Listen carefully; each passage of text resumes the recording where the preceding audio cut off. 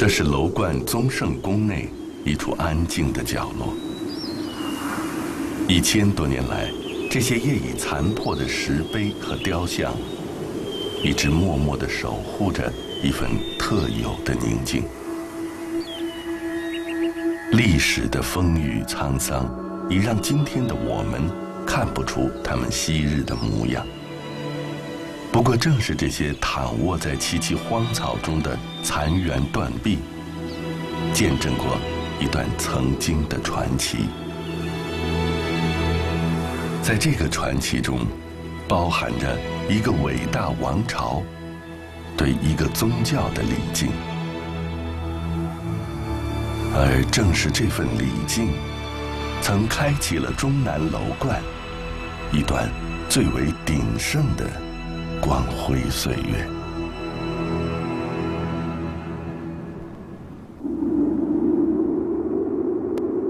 2000多年来，道人们在终南山的山巅，迎接着天地之间所蕴含的真气，追寻一种天人合一的玄妙境界。在他们看来，这巍峨的山峰是离天最近的地方，冥冥中的力量会指引自己参悟的方向。虔诚的道人相信，这种力量源于2500年前来到这里的一位老人。这位老人在尘世中的名字叫李耳，中国人都尊称他为老子。在神仙的世界里，他的名字就被供奉为太上老君。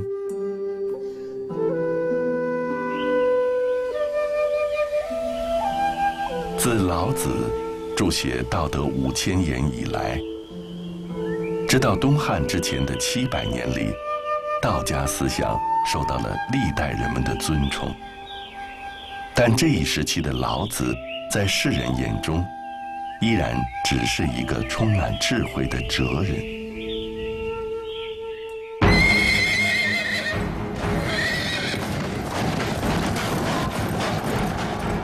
公元184年，中国历史又一次走到了风口浪尖。东汉王朝近200年来如梦般的繁华，被饥饿的起义军彻底粉碎。华夏大地上处于军阀混战、群雄割据的混乱之中。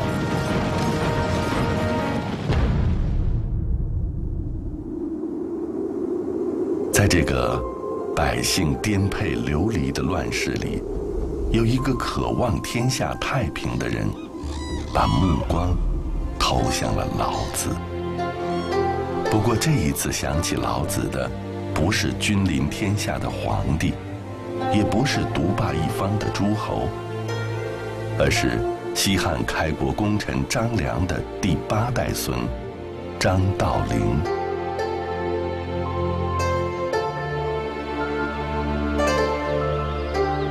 公元186年，张道陵来到了今天四川省的西部，开始了自己的传教生涯。在青城山中，张道陵将《道德经》奉为本门第一典籍，自号天师，所以教派的名称就被命名为天师道。自此，中国本土第一宗教道教就在一个乱世中诞生了。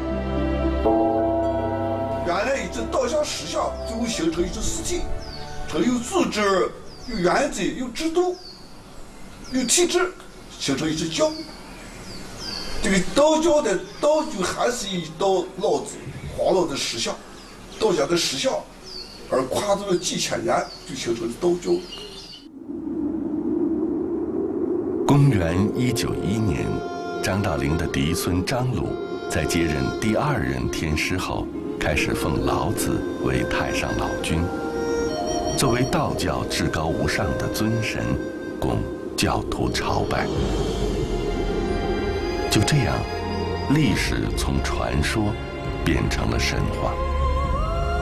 那位在终南山的楼观里为世人留下充满哲学智慧光芒的老子，完成了一次由人到神的华丽转身，正式走向了神圣的宗教祭坛。此时的楼观，因为老子身份的不同，也开始了由道家之源向道教之源的转变。早在东汉张道陵创立天师道之前，楼观就有许多高人隐士在此隐居修道。天师道出现以后，随着奉道者移向关中地区，与隐居在楼观的修道者自然融合。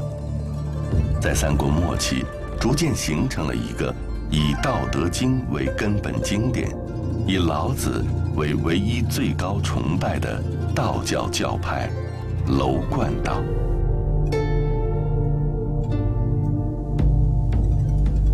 终南楼观上，仙音渺渺，信徒众多，渐渐成了寻仙问道者心中的圣地。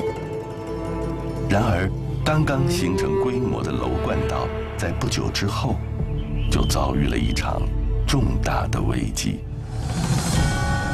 公元320年，西晋灭亡，草原上的民族纷纷涌进中原，长江以北一时间杀戮四起，中华大地再一次陷入了大分裂的动荡时代。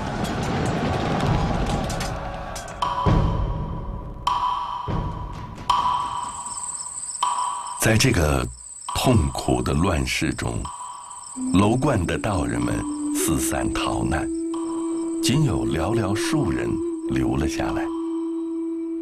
这些我们今天已经不知道姓名的道人们，将楼观道的教义代代传承，坚守着自己的信仰和希望。因为他们，楼观的香火得以保存，一直延续到盛世的再次来临。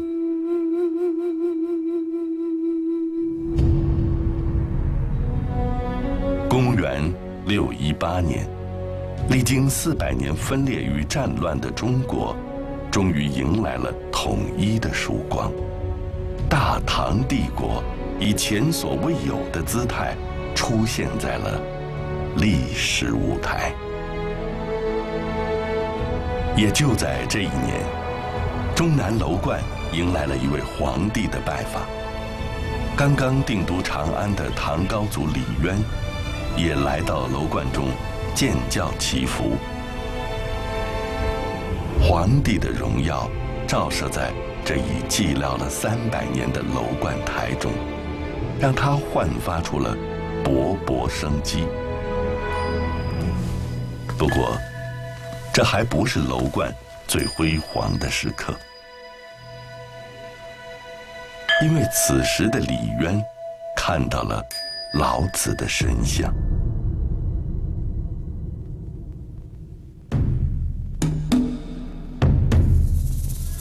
公元621年，唐武德3年5月，李渊接见了一位名叫吉善的晋州人。吉善讲述了自己的一个梦。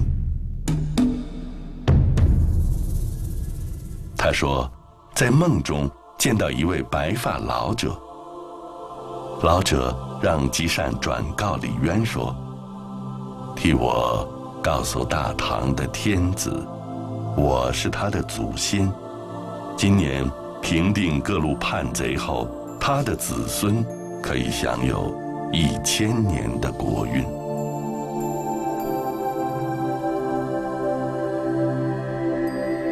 吉善还对李渊说，梦中的那位老者自称姓李名耳，曾在终南山中修炼。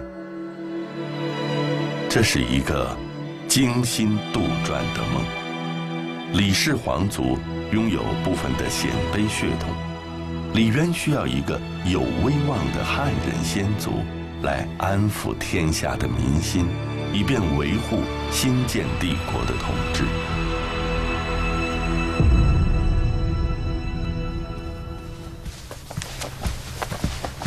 公元626年，唐武德8年，李渊正式颁布历史上著名的先老后世诏。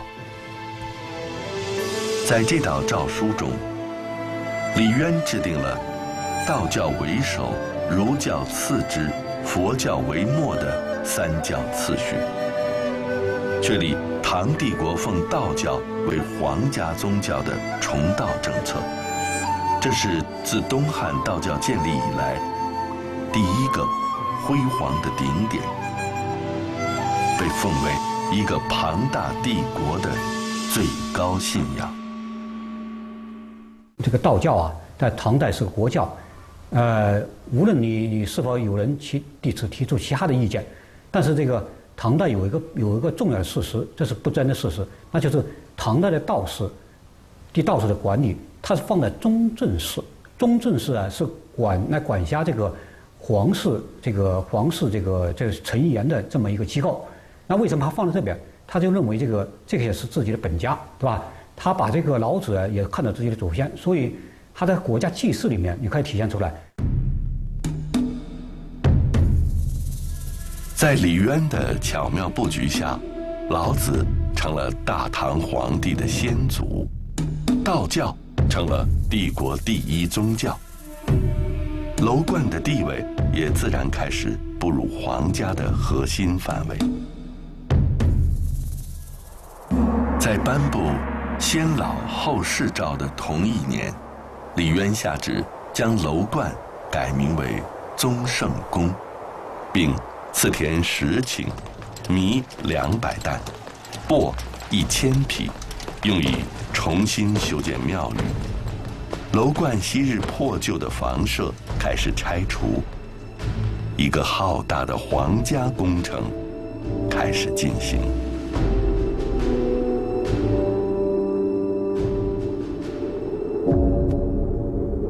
经过历时2年的辛苦修筑，一座中南楼观有史以来规模最为宏大的建筑群出现在了世人的眼前。宗圣宫整体雄伟壮观，气势非凡，在终南山的相衬下，宛若一处人间仙境。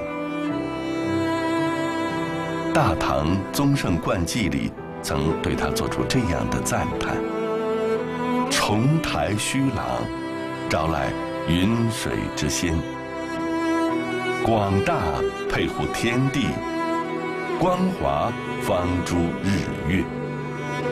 这里既是神的庙宇，更是道人们心中描绘的天堂。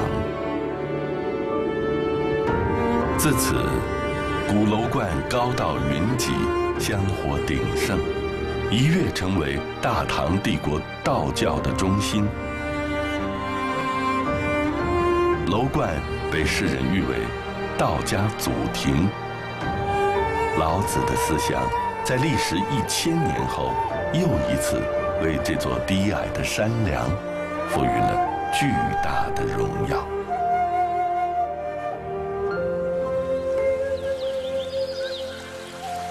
离楼观大约3公里的旧峪口，有一处隐蔽的道观，名叫延生观。相传，唐玄宗的妹妹玉华公主曾在此地寻仙修道，追求永生。玉华公主自号玉真仙人，她是一位充满着自由主义和浪漫主义情怀的皇家女道人。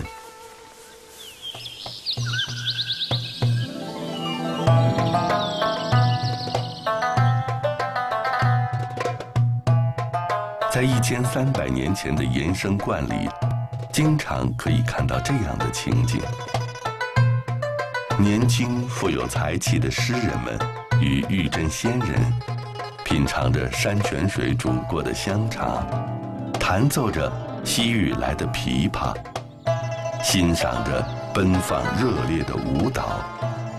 他们共同见证着大唐帝国空前绝后的艺术精神。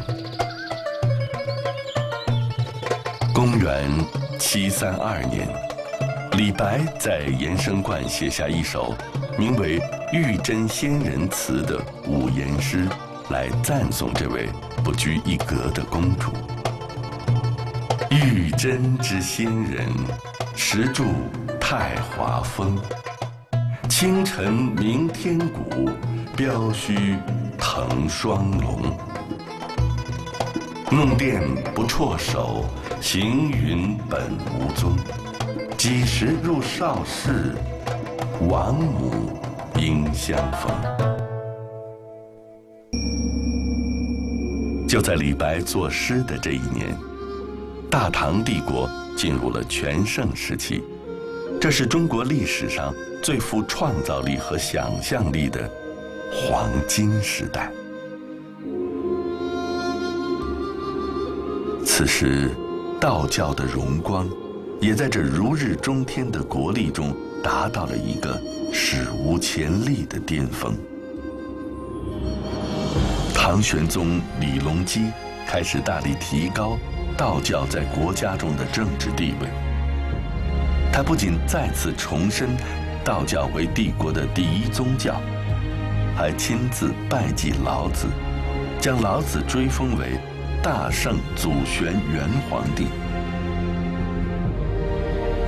李隆基还曾在宫中多次宣讲《道德经》，以自己为表率，弘扬道教。公元737年，李隆基将亲自注解的《道德经》颁行天下，设置玄学博士，为全国的士子讲授道教理论，并将《道德经》的内容列入科举考试的范围，成为唐帝国选拔人才的标准之一。同时，李隆基将宗圣宫改名为宗圣观，将这座皇家宗庙推向了道家第一祖庭的崇高地位。此后，并以宗圣观为源，天下所有的道教宫院都以观来命名。在大唐天子的倡导下，道教进入了历史上最为鼎盛的时期。中唐一世，近300年间，道教在国家中的地位不曾改变，始终受到世人的崇敬。不过，这时的道教已与大唐的国运紧紧连为一体，多么灿烂的繁华，都抵挡不住一个王朝衰落的宿命。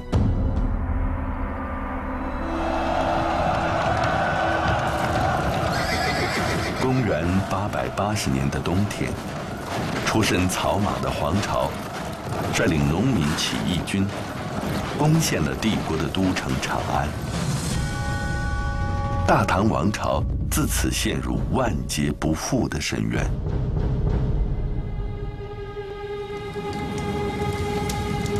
公元907年，唐帝国灭亡，一个盛世就此结束。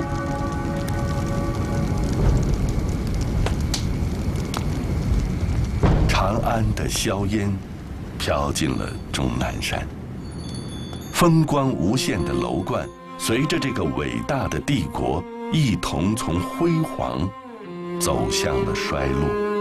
曾经仙音缭绕的终南山，从此归为平寂。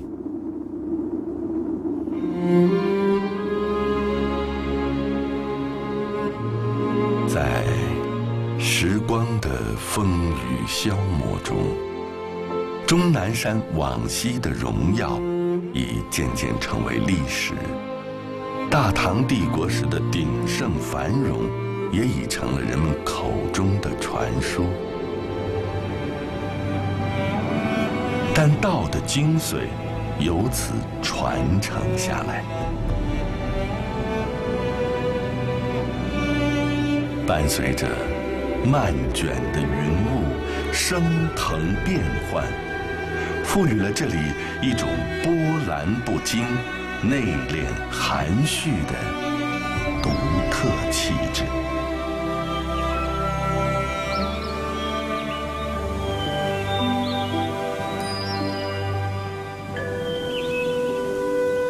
今天的楼观宗圣宫内，因为历经无数的兵灾人祸，已找不到原因，只有一条长长的中轴线和几棵千年古柏，静静地供我们怀念和想象。从宗圣观遗址旁边那些已经重新修建过的庙宇房舍上，或许还能依稀看到昔日繁华的影子。但唯一不曾改变的，就是这座承载着老子和他的追随者们精神寄托的大山。千百年来，他与虔诚的道人们一起坚守着自己生命的梦想，在茫茫天地中追寻着大道的孤独和信仰的永恒。